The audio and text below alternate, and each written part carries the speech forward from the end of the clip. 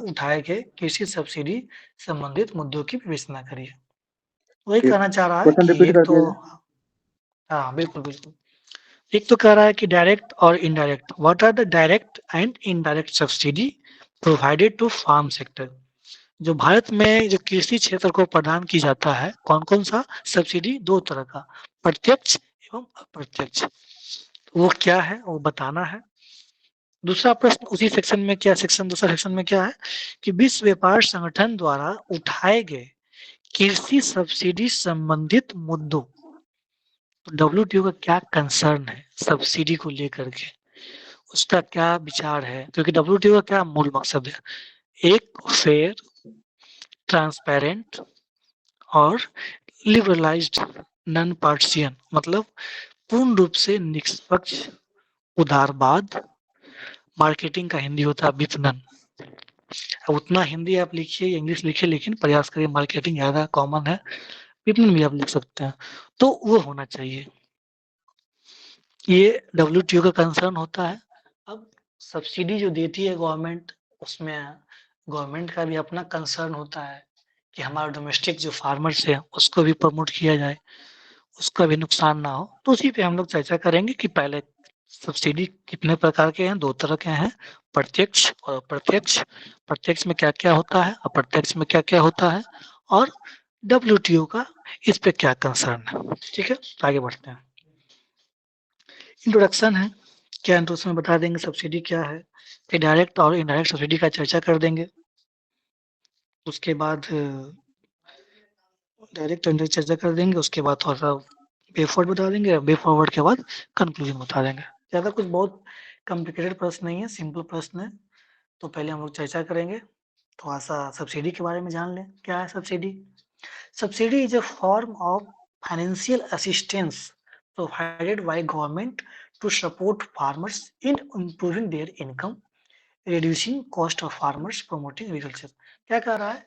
एक तरह का फाइनेंशियल सपोर्ट है, आर्थिक मदद है, आर्थिक सहायता है, गवर्नमेंट के द्वारा दिया जाता है फार्मर्स को सपोर्ट करने के लिए, ताकि उसका इनकम बढ़े, साथ ही साथ जो फार्मर्स का है उसका कॉस्ट भी घटे, और एग्रीकल्चर सस्टेनेबिलिटी, जो अभी हम लोग बात करते हैं सतत विकास का, तो उसी तरह से सतत कृषि भी हो, इन्वायरमेंट को कम से कम नुकसान करके उस चीज़ को। तो ये प्रयास गवर्नमेंट के द्वारा किया जा रहा है। तो सब्सिडी यही एक तरह से फाइनेंशियल असिस्टेंस है। अब 2 तरह का सब्सिडी होता है, डायरेक्ट और इनडायरेक्ट। डायरेक्ट में क्या है? जैसे कि एक तो डायरेक्ट में हम लोग जानते हैं DBT, direct benefit transfer, direct benefit transfer, इसको हिंदी में क्या बोलेंगे? प्रत्यक्ष नगद हस्तांतरण। तो इसमें अभी एक सरकार चला रही है पीएम किसान योजना, में 6,000 रुपया प्रत्येक साल देती है, तो 2,000 करके इंस्टॉलमेंट में। ये क्या प्रयास है? ताकि मिडिल मैन का जो रोल था वो खत्म हो जाए, डायरेक्ट जो कस्टमर है, टारगेटेड कस्टमर है, टारगेटेड जो लाभुक हैं, उसको मिलना मिलना चाहिए। एक तो डायरेक्ट डीबीटी सब्सिडी देती है। इनपुट सब्सिडी, मैंने ये बताया था कि कॉन्ट्रैक्ट फार्मिंग में कैसे इनपुट से मदद करता है। इनपुट का मतलब क्या है?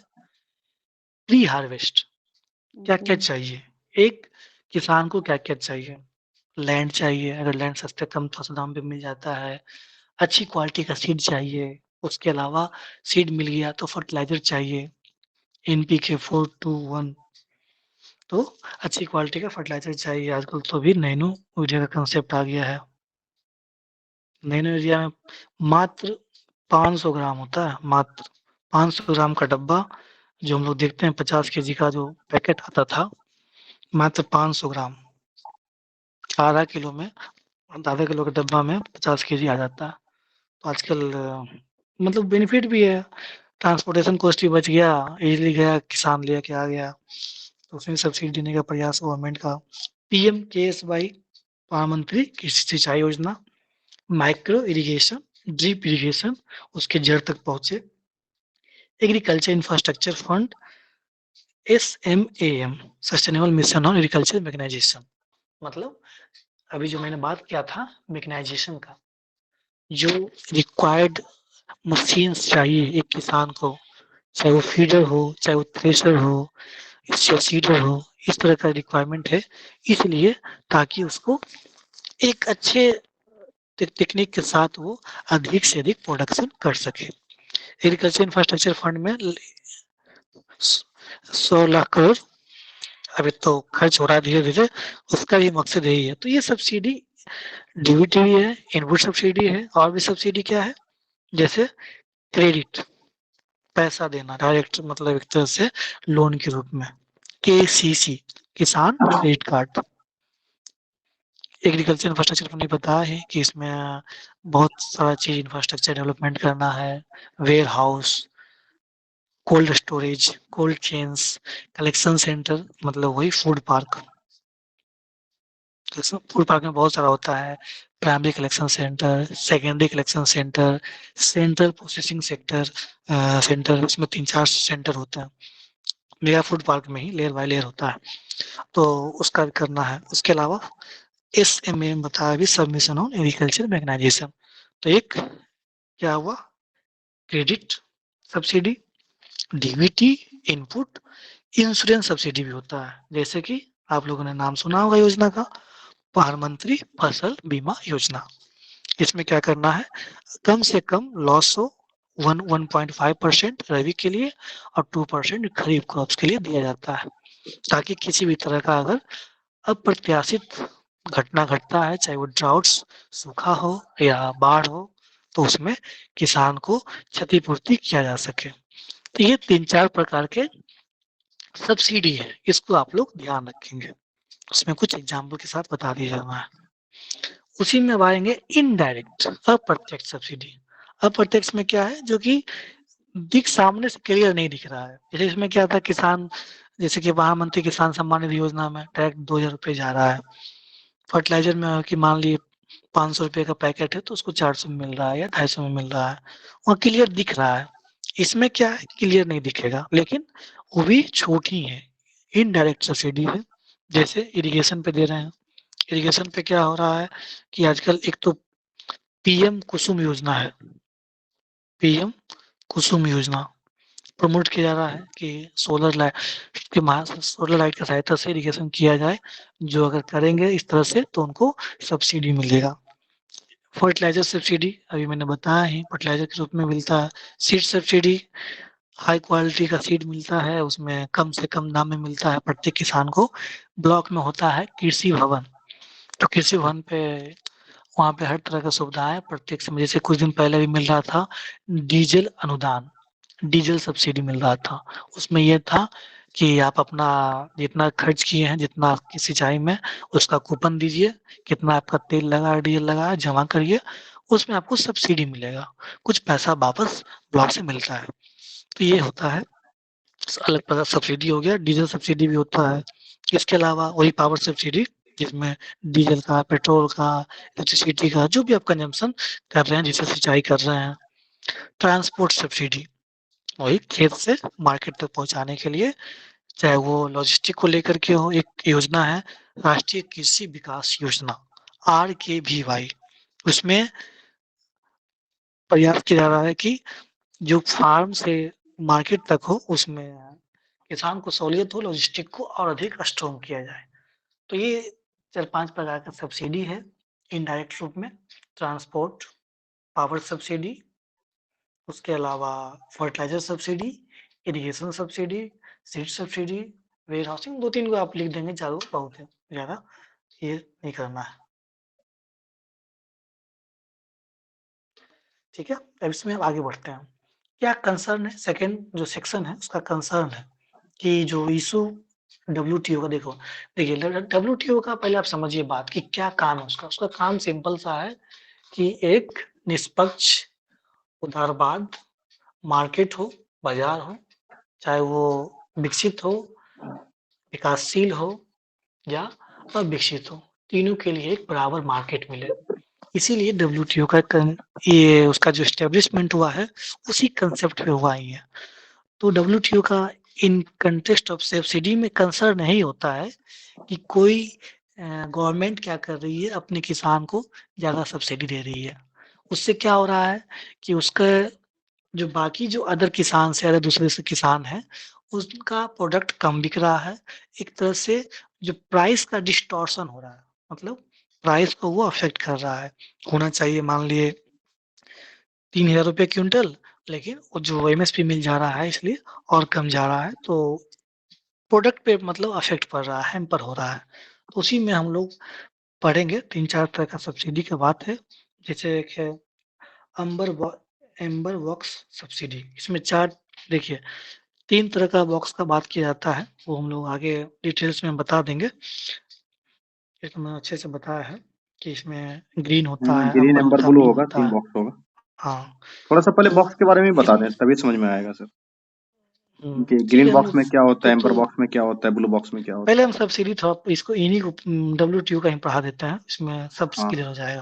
Okay, okay. ये देख लीजिए, देखिए ये आप समझ लेंगे तो आपका वो क्लियर हो जाएगा कि क्या कंसर्न है। ठीक है, देखिए ये है एग्रीमेंट ऑन एग्रीकल्चर।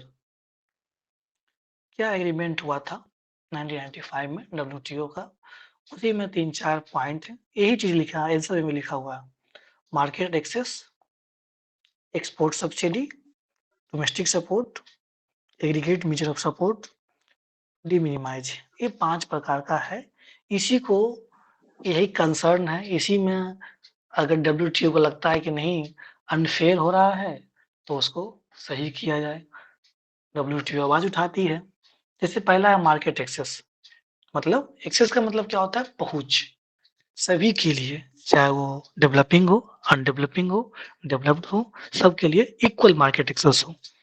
अगर वो बेचना चाह रहा है तो उसको बेचने के लिए मतलब मिलना चाहिए पहला नंबर, और वो दाम जो प्राइस है वो डिस्टॉर्शन नहीं होना चाहिए, उसमें बदलाव नहीं होना चाहिए, एक यूनिफॉर्म हो, एक रूपता हो उसमें। उसमें 2 तरह का है, tariff barrier, non tariff barrier. Tariff का मतलब क्या होता है?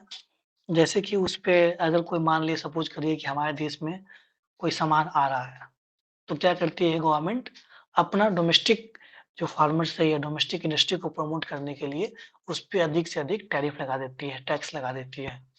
जैसे एक हार्ले डेविडसन बाइक था, हार्ले डेविडसन कुछ इसका नाम था, हार्ले तो उसपे डेविडसन था, हाँ। 50%, हाँ, तो उसपे 50% का टैक्स लगाया गया था गवर्नमेंट के द्वारा। तो बहुत विवाद चला था। एक काउंटरवेलिंग ड्यूटी होता है, एंटी डंपिंग ड्यूटी होता है। तो ये सब ड्यूटी टैक्स लगाया जाता है किस लिए? ताकि अपना डोमेस्टिक इंडस्ट्री, डोमेस्टिक फार्मर्स को प्रमोट किया जाए। एक होता है non tariff barrier. Non tariff मतलब वहाँ टैक्स नहीं लगाया जा रहा है, लेकिन एक अलग तरह का डिसिप्लिन, अलग तरह का प्रिंसिपल रिक्वायर्ड है। जैसे मान लिए अनाज है, अनाज क्या होना चाहिए? पेस्टिसाइड नहीं होना चाहिए, कोई किसी भी तरह का कीड़ा उसमें नहीं लगा होना चाहिए, कोई भी इन्वेसिव स्पीशीज नहीं होना चाहिए, हाइजीन प्रॉपर होना चाहिए। उसी को हम लोग आम भाषा में कहते हैं फाइटो सैनिटरी। कीवर्ड्स हो गया फाइटो सैनिटरी प्रोडक्ट, मतलब पूर्ण रूप से पेस्टिसाइड फ्री हो, इन्वेसिव स्पीशीज कीड़ा नहीं लगा हो, हाइजीन हो, एक तरह से प्रिंसिपल है। तो ये हो गया नॉन टैरिफ बैरियर कि एक अच्छी क्वालिटी का होना चाहिए। एक तो पहला हो गया कि मार्केट एक्सेस। मार्केट एक्सेस में क्या ध्यान रखना है कि यही हर किसी के लिए इक्वल मार्केट पहुँच हो और उसमें किसी भी तरह का बैरियर नहीं हो, जो हम लोग टैरिफ बैरियर लगाते हैं या नॉन टैरिफ बैरियर लगाते हैं, इस तरह का इम्बैलेंस, असंतुलन नहीं होना चाहिए। दूसरा आते हैं एक्सपोर्ट सब्सिडी। इसमें क्या है?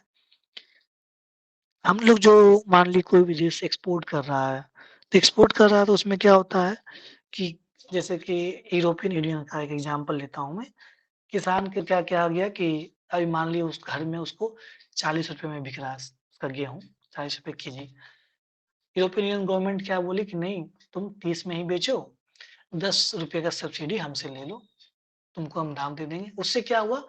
यूरोपियन यूनियन का प्रोडक्शन एक्सपोर्ट बढ़ गया। क्यों? क्योंकि 30 रुपए में मिल रहा है तो आसानी से लोग खरीद लेंगे, और वही जबकि मार्केट रेट कितना है? 40 रुपया है। तो क्या होगा? इसका आसानी से बिक जाएगा 10 रुपया, और वो 10 रुपये कौन दे रही है? गवर्नमेंट दे रही है। तो ये क्या हो रहा है कि मार्केट को इम्बैलेंस किया जा रहा है। ये पार्शियल, एक तरह से इम्पार्शियल नहीं है, निष्पक्ष नहीं है।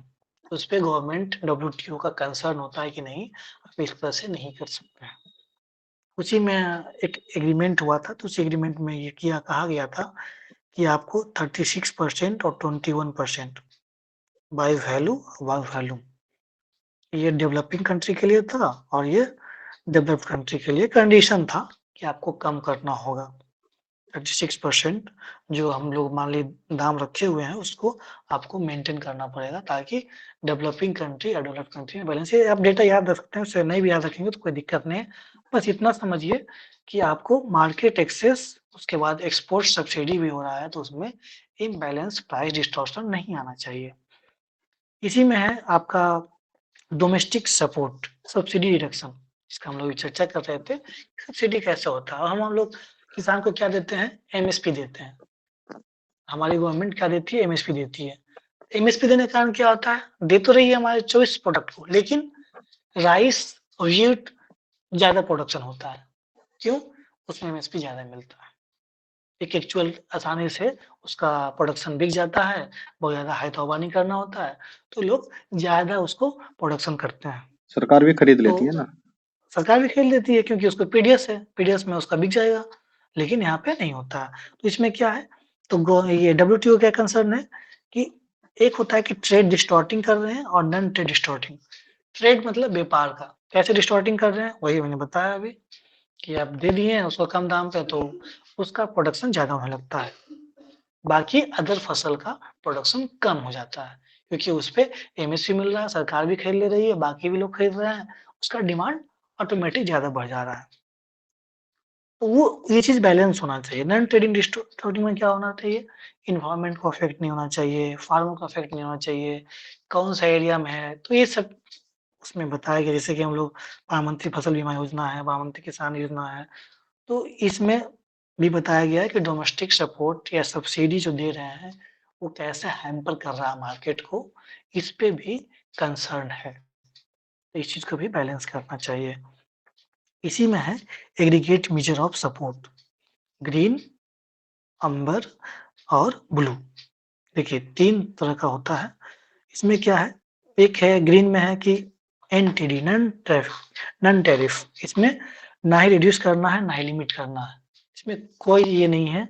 आप जो प्रोडक्शन हो रहा है उसमें रिड्यूस भी नहीं करना है, लिमिट नहीं करना है, इसमें कुछ उसमें उस तरह का बैरियर नहीं लगाया गया है। लेकिन अंडर बॉक्स में क्या है कि नहीं, आपको रिड्यूस करना है और साथ ही साथ लिमिट करना है। प्रोडक्शन के बारे में बात हो रहा है, प्रोडक्शन और प्राइस। 10% डेवलपिंग कंट्री के लिए था, 5% डेवलप्ड कंट्री के लिए था।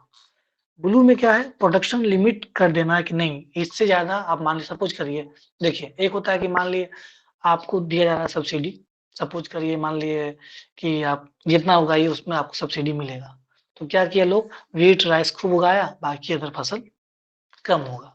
वो क्या हुआ, वो किसी भी देश के लिए, किसी भी समाज के लिए ठीक नहीं है।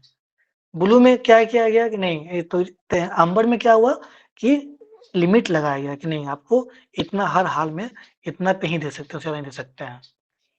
ब्लू में क्या है, नहीं प्रोडक्शन पे भी लगाएंगे। सपोज करिए कि मान लिए कोई 10 करोड़ 10 एकड़ में लगा रहा है, तो 10 एकड़ से ज्यादा सब्सिडी नहीं देंगे। अगर 50 एकड़ भी प्रोडक्शन कर लिया, लेकिन हम 10 एकड़ पे ही सब्सिडी देंगे, उसके बाद सब्सिडी नहीं देंगे, चाहे तुम कितने पैदा उसमें पैदावार कर लो, चाहे राइस हो चाहे व्हीट हो। तो ये हुआ कि ब्लू में क्या है, हम वो फिक्स कर दिया गया कि इतना प्रोडक्शन पे ही देंगे, उससे अगर प्रोडक्शन हुआ तो कुछ भी सब्सिडी नहीं मिलेगा। अंबर में है क्या है कि रिड्यूस करना है, लेकिन उसमें एक लिमिट डिसाइड किया गया है कि नहीं 10%, 5% है डेवलप्ड कंट्री के लिए। इसमें ग्रीन में है ऐसा कुछ, एक तरह से ये फ्री है, आप दे सकते हैं सब्सिडी। तो ये 3 तरह का बॉक्स है, इस तीनों का आप ध्यान रखेंगे। ये इसके भी अलावा पूछ एक सकता है ये। हाँ, बिल्कुल। एक 5वां है डिमिनिमाइज़, तो इसमें है कि पॉवर्टी, एनएफएसएस, फार्मर सुसाइड, जो हम लोग का मेन कंसर्न है किसान का, कि फार्मर सुसाइड होता है, पॉवर्टी भी बढ़ते जा रहा है। NFHS, national family health survey कहता है कि 39.8% किसान अभी भी गरीब हैं। तो उस ये सबको कंसर्न को देखते हुए डब्ल्यूटीओ का जैसे देखिए आपसे, हमारा गवर्नमेंट क्या कहती है कि हमको पीडीएस में चाहिए, क्योंकि हमारा बहुत सारा जो भी बताया डेटा कि इतने लोग गरीब हैं। अब गरीब हैं, प्रधानमंत्री गरीब कल्याण रोजगार योजना था, उससे पहले प्रधानमंत्री जो रोजगार ये अनाज वाला जो बांटा गया अभी भी चल रहा है फ्री प्रधानमंत्री में, गरीब जो कल्याण अन्न राशन योजना। अन्न योजना। तो उसमें क्या है कि अब फ्री में दे रही है सरकार, अब अन्न दे रही है तो कहाँ से लाएगी? वो तो खरीदेगी मार्केट से ही ना। तो स्वाभाविक सी बात है उसका बढ़ेगा, उसका कहना है भाई कि हम वेलफेयर स्टेट हैं, सेंट्रल गवर्नमेंट का कहना हम वेलफेयर स्टेट हैं, तो हम तो खरीदेंगे ही, हम तो एमएसपी देंगे ही, क्योंकि हमको एमडीएम वाला भी काम करना है, मिड डे मील भी देना है। NFSA national food security act 2013 राष्ट्रीय खाद्य सुरक्षा अधिनियम उसको भी फुलफिल करना है क्योंकि हम हैं वेलफेयर स्टेट। तो उसका अपना कंसर्न है गवर्नमेंट, सेंट्रल गवर्नमेंट का। डब्ल्यूटीओ चाहती है कि सब्सिडी कम से कम दिया जाए ताकि अदर अदर गवर्नमेंट को हैम्पर ना हो। उसी के सिलसिले में ये हुआ था, बाली पैकेज एग्रीमेंट हुआ था, स्पेशल सेफगार्ड मैकेनिज्म हुआ था, पीस क्लॉज हुआ था। ये सब कीवर्ड है, ध्यान रखेंगे। प्रोविजन बहुत रेयर ही है कि लिखना पड़ेगा, लेकिन इतना भी अगर लिख दे रहे हैं लास्ट में कंक्लूजन में हो गया। तो कंसर्न डब्ल्यूटीओ का यही सब है, market access, export subsidy, domestic support या सब्सिडी रिडक्शन कैसे हो, डब्ल्यूटीओ बॉक्स डिमिनिमाइज। ये 4-5 कंसर्न है, उसी कंसर्न को हमने चर्चा किया है ऊपर। Amber box subsidy, export subsidy, MSP mechanism, public stock filing. Public stock filing में क्या होता है, जैसे कि हम लोग, हमारा गवर्नमेंट क्या करता है, पीडीएस के लिए जो बना हुआ एफसीआई वहाँ पे स्टॉक करता है। तो स्टॉक करता है तो डब्ल्यूटीओ कंसर्न है कि नहीं, आप स्टॉक करते हैं उससे क्या होता है कि डिमांड बढ़ जाता है, तो महंगाई बढ़ जाती है, तो एक तरह से मार्केट का डिस्टॉर्शन होता है। ठीक है, लेकिन हमारा अपना कंसर्न है, उसी को लेकर के ये चाहे वो पीस क्लॉज हुआ हो या बाली डिक्लेरेशन वाला बात हुआ है, आप उसमें लिख देंगे कि उस प्रोविजन को फॉलो किया जाए, स्ट्रिक्टली फॉलो किया जाए ताकि एक बैलेंस इम्पार्शियल ट्रेड हो सके। यही सब बात लिख देना है, चिकनी चुपड़ी बात है, लास्ट में हो गया। इतनी चुपड़ी बताइए, बात। समझ में कुछ नहीं आया? उनका क्या इम्पैक्ट है एग्रीकल्चर का, कैसे, क्या एमएसपी है, क्या सब्सिडी है, एक बार लिख लीजिए उसको अच्छे से, क्योंकि ऐसे प्रश्न बार बार आता है और ये बीपीएससी का तो ये सब हाईलाइटेड फेवरेट है, टॉपिक है। एकदम फेवरेट है। कृषि से सवाल तो आना ही आना है बीपीएससी में। हम्म, और ये जो किसान तो इसलिए आंदोलन मैंने, चल रहा है, ये आपका इंटरव्यू में भी पूछा जा सकता है। बार बार ये आंदोलन उठते रहता है, तो बिल्कुल उसमें ये सब्सिडी वाला मुद्दा बहुत भयंकर तरीके से चलते रहता है कि डब्ल्यूटीओ के आगे झुक गई सरकार। अब देखिएगा, पढ़िएगा थोड़ा सा गौर से किसान आंदोलन को, पता चलेगा उसमें। अच्छा, ये समझ में आया आप लोगों को?